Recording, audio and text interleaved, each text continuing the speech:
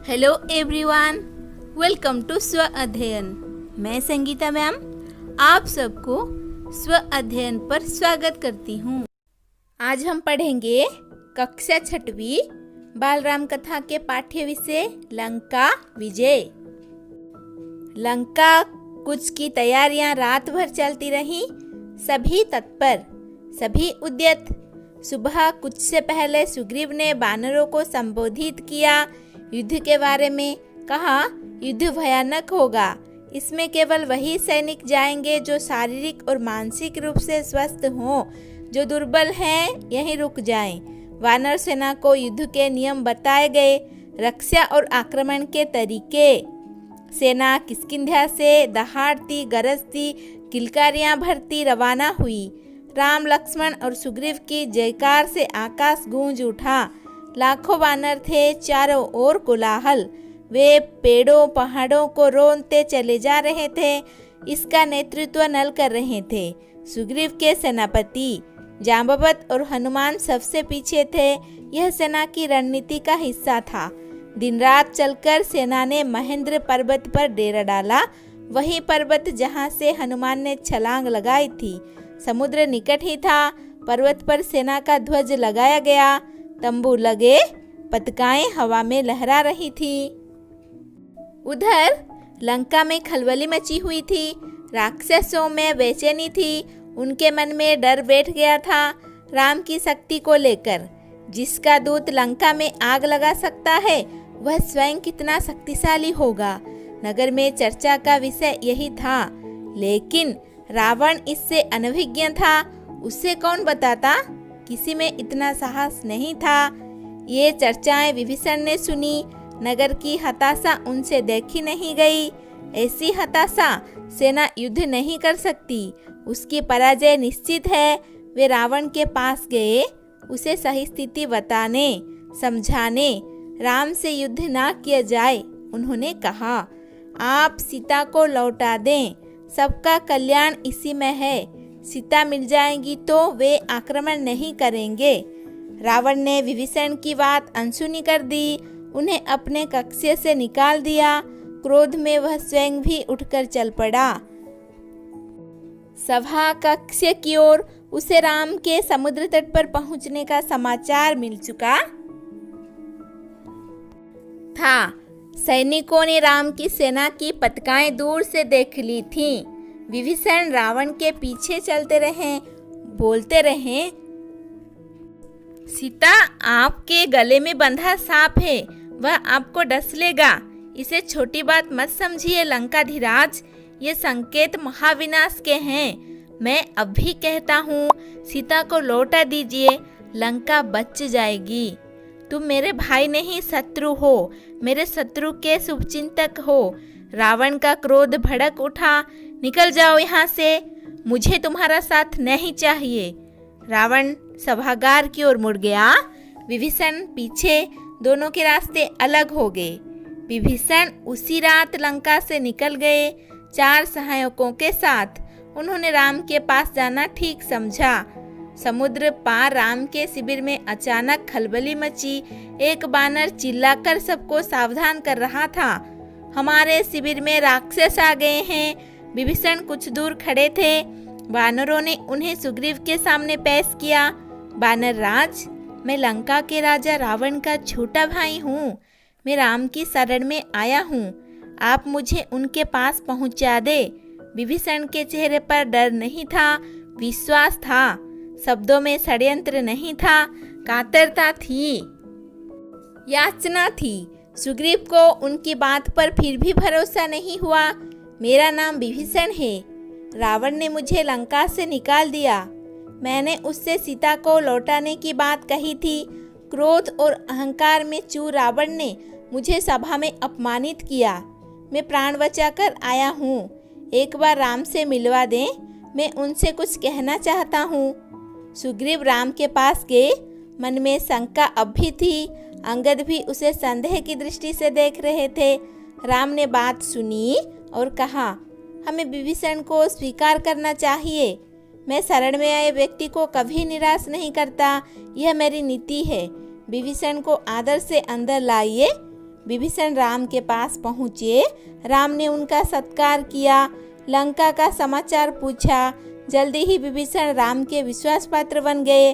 उन्होंने लंका की बहुत सी जानकारी राम को दी। रावण और उसके योद्धाओं की शक्ति के बारे में बताया। कहा, रावण पर विजय प्राप्त करने के लिए बल और बुद्धि दोनों की आवश्यकता है। विभीषण, तुम चिंता मत करो, राक्षस मारे जाएंगे। लंका की राजगद्दी तुम्हारी होगी, भविष्य तुम्हारा है, राम ने कहा। राम की सेना के सामने एक बड़ी चुनौती थी, समुद्र। उसे कैसे पार करे? राम ने समुद्र से विनती की। 3 दिन बैठे रहे कि समुद्र रास्ता दे दे। वह नहीं माना तो राम को क्रोध आ गया। राम का क्रोध देखते हुए समुद्र ने उन्हें सलाह दी। आपकी सेना में नल नाम का एक वानर है, वह पुल बना सकता है, उससे वानर सेना पार उतर जाएगी। नल ने अगले ही दिन काम प्रारंभ कर दिया। पुल बनने लगा। वानर कंकड़, पत्थर, शिलाएं लाते रहे। नल पुल बनाते रहे। 5 दिन में पुल तैयार हो गया। समुद्र को 2 टुकड़ों में बांटता हुआ, उसका घमंड चूर करता हुआ सबसे पहले विभीषण पुल से उस पार गए। पीछे पीछे वानर सेना का अगला शिविर दूसरे तट पर बना। असंभव! रावण क्रोध से चीख उठा। समुद्र पर पुल कैसे बन सकता है? इस समाचार से रावण को विस्मय हुआ, भय भी। लेकिन उसने जो मन में ठान लिया था उससे डिगा नहीं।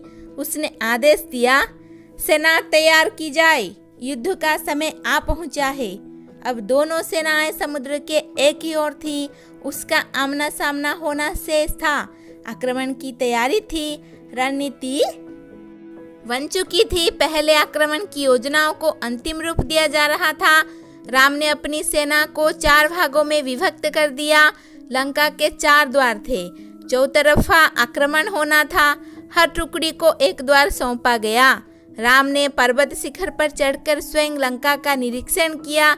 लंका के वैभव से वे भी चकित थे। उन्होंने लक्ष्मण को बताया। सूर्योदय होते ही राम ने आदेश दिया, लंका को चारों ओर से घेर लिया जाए। वानर सेना जयकार करती चल पड़ी। इसी बीच राम ने अंगद को बुलाया। कहा, तुम लंका जाओ मेरे दूत बनकर, सुलह का अंतिम प्रयास करो ताकि युद्ध टल जाए। रावण से कहो कि सीता को लौटा दे, अन्यथा उसका अंत होगा। अंगद ने ऐसा ही किया, पर रावण नहीं माना। राम का संदेश सुनकर रावण क्रोधित हुआ। कुछ राक्षसों ने उन पर आक्रमण किया। अंगद वहां से बचकर राम के पास पहुंचे। कहा, रावण को कोई पश्चाताप नहीं है, वह हमारे साथ सुलह के लिए तैयार नहीं है, युद्ध चाहता है। अब युद्ध की एकमात्र विकल्प है। वानर युद्ध के लिए तैयार थे, राम के आदेश की प्रतीक्षा में थे। आदेश मिलते ही उन्होंने लंका पर चढ़ाई कर दी। उधर रावण के आदेश पर उसकी सेना निकल पड़ी। राक्षस उतावले थे, चित्कार कर रहे थे। रावण के जयघोष से लगा कि आसमान फट जाएगा। वे दौड़े और वानर सेना पर टूट पड़े। भयानक युद्ध हुआ। हर ओर दहला देने वाला शोर, हाथियों की चिंगाड़, घोड़ों की हिनहिनाहट, रथों की सरसराहट, कोलाहल। रथ हवा से बातें कर रहे थे, तलवारें खींच गई थी, बाणों से आसमान भर गया था, भाले उड़ रहे थे। दोनों ओर के कई वीर मारे गए। रावण के अनेक पराक्रमी राक्षस ढेर हो गए। धरती लाल हो गई थी। क्षत विक्षत सब बिखरे थे। कराहते घायलों की ओर किसी का ध्यान नहीं था। शाम होने को थी। मेघनाद ने राक्षस सेना के पीछे हटते देखा। उसने अपने सैनिकों को ललकारा, आगे बढ़ो, हम विजय के करीब हैं। मेघनाद ने सेना का नेतृत्व संभाल लिया। राक्षस उत्साह से आगे बढ़े। मेघनाद की दृष्टि राम लक्ष्मण पर थी। वह छिपकर युद्ध करता था, मायावी था, किसी को दिखाई नहीं पड़ता था। उसके बाण राम और लक्ष्मण को लगे। दोनों वहीं मूर्छित होकर गिर पड़े। मेघनाद ने समझा काम हो गया। उसने दोनों भाइयों को मृत समझ लिया। वह मैदान छोड़कर महल की ओर दौड़ा, रावण को इसकी सूचना देने। रणक्षेत्र में वानर राम लक्ष्मण के पास एकत्र हो गए। वे चिंतित थे अशुभ की आशंका से। विभीषण ने दोनों का उपचार कराया, उनकी मूर्छा टूटी। वे खड़े हुए तो वानर दल हर्ष ध्वनि करने लगा। अगले दिन युद्ध के लिए तैयार। रावण की सेना के महाबली एक एक कर मारे जा रहे थे। ध्रुमाक्ष मारा गया, वज्रदृष्ट धरती पर गिर पड़ा, अकंपन कुचल कर मर गया, प्रहस्त को नील ने ध्वस्त कर दिया। रावण को इसकी सूचनाएं मिलती रहीं। वह घबरा गया। वह हड़बड़ाकर उठा और स्वयं कमान संभाल ली। पहली मुठभेड़ में वह लक्ष्मण पर भारी पड़ा, लेकिन राम के बाणों ने उसका मुकुट धरती पर गिरा दिया। वह लज्जित होकर लौट गया। अब तक रावण को राम की शक्ति का कुछ अनुमान हो गया था। जब उसे कोई और रास्ता नहीं सूझा तो उसने कुंभकर्ण को जगाया। वह महाबली था, पर 6 महीने सोता था। कुंभकर्ण दुर्ग से बाहर आया। उसे देखते ही वानर सेना में खलबली मच गई। वे उसे रोकने में अक्षम थे। उसने हनुमान और अंगद को घायल कर दिया। लक्ष्मण यह युद्ध देख रहे थे। उन्होंने राम की ओर देखा, फिर दोनों भाइयों ने बाणों की वर्षा कर उसे मार दिया। कुंभकर्ण रणभूमि के अंक में सो गया सदा के लिए। रावण निराश हो गया। कुंभकर्ण पर उसे गर्व था। वह उसे अपना दाहिना हाथ मानता था। उसे लगा कि अब लंका में वीर नहीं है, वह अनाथ हो गई। मेघनाद ने रावण को सहारा दिया। मेरे रहते आपको चिंता करते हैं, मेरे रहते आप क्यों चिंता करते हैं? मुझे युद्ध की अनुमति दें। मैं दोनों भाइयों को मारकर आपके चरणों में रख दूंगा। मेघनाद और लक्ष्मण का भीषण युद्ध हुआ। मेघनाद पराक्रमी था। उसने एक बार इंद्र को परास्त कर दिया और इंद्रजीत कहलाया। उसके बाणों ने कई प्रमुख वानरों को घायल कर दिया। मेघनाद को रोक पाना वानर सेना के बूते की बात नहीं थी। वह चक्रवात की तरह आगे बढ़ता, जो भी आसपास होता ध्वस्त हो जाता। वानर सेना मेघनाद की गति और शक्ति से चकित थी। चमत्कृत उनके मन में निराशा बैठती जा रही थी। तब लक्ष्मण ने उसे चुनौती दी। दोनों का निशाना अचूक था। बाण हवा में टकराते और नष्ट हो जाते। अचानक लक्ष्मण का एक बाण उसे लगा। वह घायल हो गया, झुक गया। लक्ष्मण ने ताबड़तोड़ बाणों की बरसात कर दी। आगे बढ़ना कठिन था। मेघनाद पीछे मुड़ा, महल की ओर भागा। लक्ष्मण ने कुछ दूर तक उसका पीछा किया, फिर रुक गए। मेघनाद महल में घुस गया। लक्ष्मण को महल की संरचना नहीं पता थी, रास्ता नहीं मालूम था। विभीषण लक्ष्मण की दुविधा समझ गए। उन्होंने एक गुप्त मार्ग दिखाया। शेष काम आसान था। मेघनाद महल में ही मारा गया। अपने ज्येष्ठ पुत्र की मृत्यु से रावण एकदम टूट गया। विलाप करने लगा, मूर्छित हो गया। होश आया तो उसकी दशा पागलों जैसी थी। क्रोध से बिलबिलाता हुआ, लंका अनाथ हो गई। अब इसका कोई सहारा नहीं। अब मैं स्वयं रणक्षेत्र में जाऊंगा। लक्ष्मण के साथ वानर सेना भी महल में प्रवेश कर गई थी। उनके हाथों में जलती हुई मसाले थी। वानरों ने लंका में जहां तहां आग लगा दी, अन्न भंडार फूंक दिए, शस्त्रागार जला दिया। मारकाट मच गई। जो भी सामने पड़ा मारा गया। कंपन, प्रजंग, युपाक्ष, कुंभ मारे गए। हनुमान ने निकुंभ, देवंतक और त्रिशिरा को मौत की नींद सुला दिया। अंगद ने नरांतक का काम तमाम कर दिया। लक्ष्मण ने अतिकाय का सिर काट डाला। राक्षस सेना भाग खड़ी हुई। रावण सेना के पास अब कोई विकल्प नहीं था। युद्धनाद हुआ। अकेला बचा रावण। युद्ध के लिए निकला। फुफकारते हुए फन कुचले सांप की तरह वह जिधर मुड़ता भगदड़ मच जाती। वानरों को भागते देख लक्ष्मण आगे आए, धनुष बाण लिए। रावण के सामने अभेद्य दीवार की तरह खड़े हो गए। थोड़ी ही देर में विभीषण वहां पहुंच गए। उसके बाद राम। उनके सामने रावण की एक न चली। विभीषण को राम की सेना में देख रावण उबल पड़ा। उसके लिए यह देशद्रोह था, छोटे भाई का विश्वासघात। उसने विभीषण पर निशाना लगाया। लक्ष्मण ने वह बाण बीच में ही काट दिया। उसने दूसरा घातक बाण चलाया। इस बार लक्ष्मण बीच में आ गए। उन्होंने विभीषण को अपने पीछे छिपा लिया। बाण लगते ही लक्ष्मण अचेत हो गए, गिर पड़े। राम ने यह देखा, उनकी आंखें क्रोध से लाल हो गई, आग बरसने लगी। उन्होंने लक्ष्मण को सुग्रीव की निगरानी में छोड़ा और रावण को चुनौती दी। कहा, रावण, काल तुझे मेरे सामने ले आया है। आज अन्याय पर न्याय की विजय होगी, तेरा अंत निश्चित है। उधर हनुमान लक्ष्मण को उठाकर रणक्षेत्र से दूर ले गए। वैद्य सुसेन को बुलाया। हनुमान संजीवनी बूटी लाए। चिकित्सा शुरू हुई। धीरे धीरे रक्त का रिसा बंद हो गया, घाव भर गया। संजीवनी का प्रभाव चमत्कारी था। सुग्रीव ने लक्ष्मण के स्वस्थ होने की सूचना राम तक पहुंचाई। वह सिंह की भांति रावण पर टूट पड़े। राम रावण युद्ध भयानक था।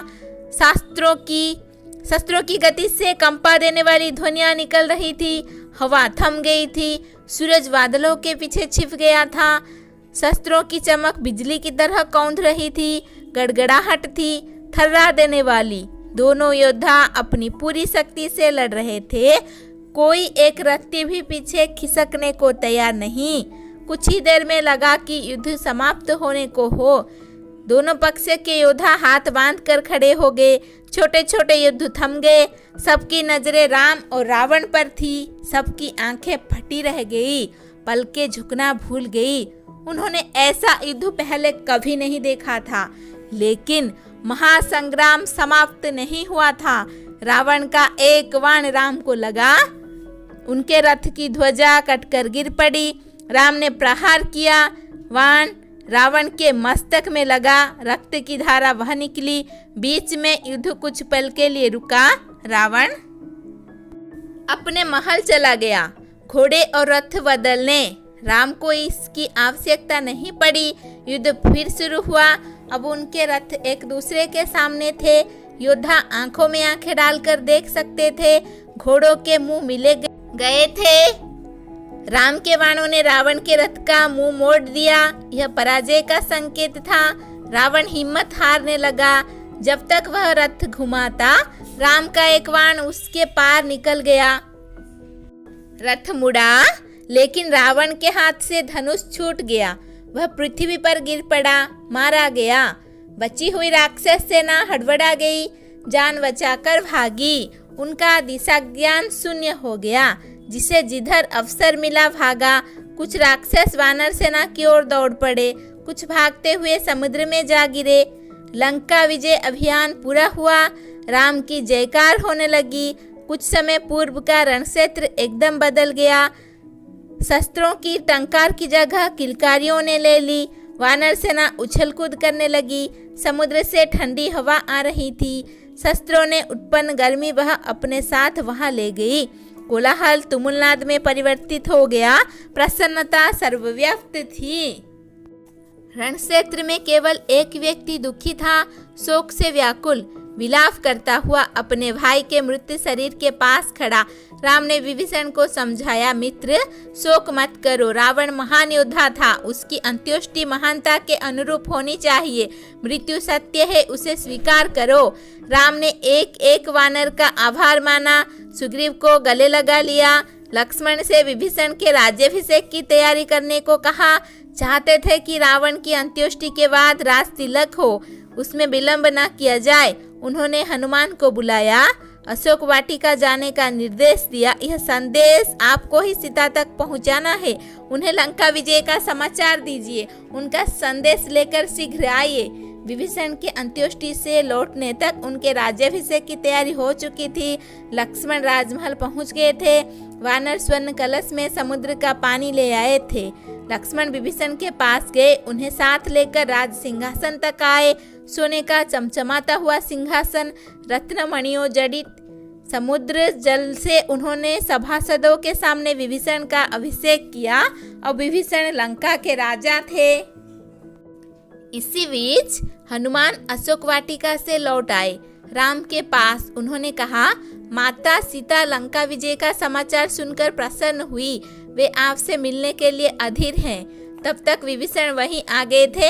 राम उनकी ओर मुड़े, कहा, लंकापति सीता अब भी आपकी अशोक वाटिका में है। उन्हें यहाँ लाने की व्यवस्था की जाए। वानर सेना चुहल कर रही थी, अटखेलियां में लगी थी। राम का निर्देश सुनकर उनकी उत्सुकता बढ़ गई। सुग्रीव, जाम्बवत और नल-नील भी उत्सुक थे। अंगद को प्रतीक्षा थी। हनुमान को छोड़कर किसी ने सीता को नहीं देखा था। सीता आई तो सबको अपनी कल्पनाओं से अधिक लगी। सुंदर, सौम्य, शांत। उस सुंदरता में 1 वर्ष बाद पति से मिलने की प्रसन्नता शामिल थी। कष्ट इतिहास हो गया था। आज हमने पढ़ा बालराम कथा के पाठ्य विषय लंका विजय। हमारा अगला पाठ्य विषय है राम का राज्याभिषेक। जानने के लिए हमारे साथ जुड़े रहिए। धन्यवाद। ऐसे ही वीडियो देखने के लिए चैनल को सब्सक्राइब कीजिए। नोटिफिकेशन के लिए बेल आइकन को दबा दीजिए।